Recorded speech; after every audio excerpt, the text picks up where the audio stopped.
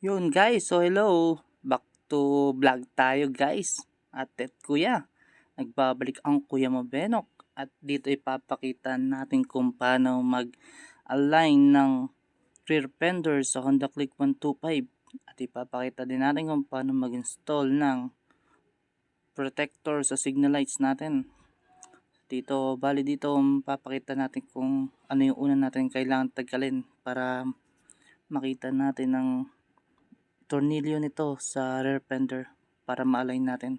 So dito ang tatlong tornilyo lang ang kailangan natin tanggalin. Dito sa taas, dalawa dito sa taas at isa dito sa may baba. Ayan, papakita ko kung alin yung tatanggalin ko. So ayan, may isa pa akong kailangan tanggalin. So ayan, pag natanggal na yan, makikita na natin yung loob niyan. O diba, napaka basic lang guys. Pero ang kuya mo, hirap na.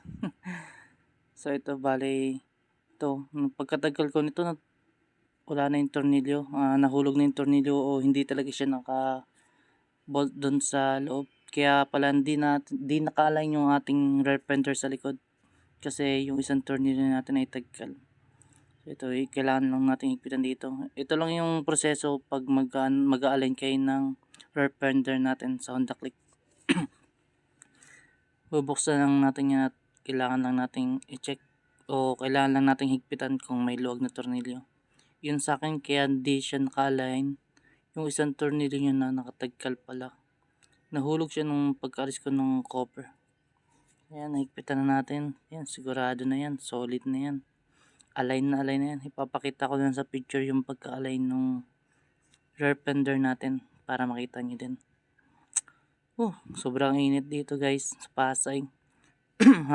Habang sa ibang lugar umuulan na at lamig na sila. At dito naman ako basang-basa na rin. Basang-basa sa pawis. So ito, sobrang dumi nung cover nito kaya kailangan ko muna linisan bago ibalik.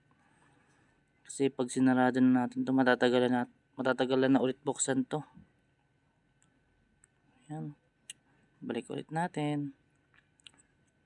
Bali, okay na yung rear fender natin. Bali, nakalay na siya. So, mag-proceed na tayo sa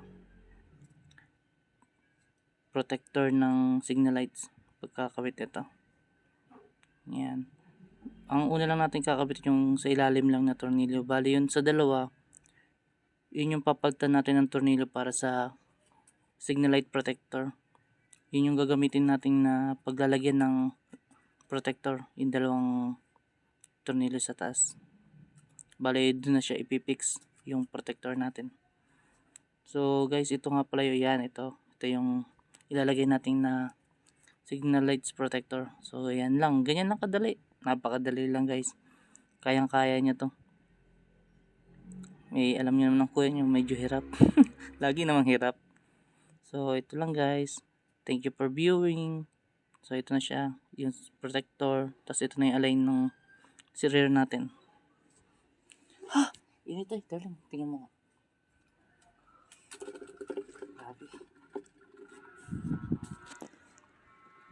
Paano i-save?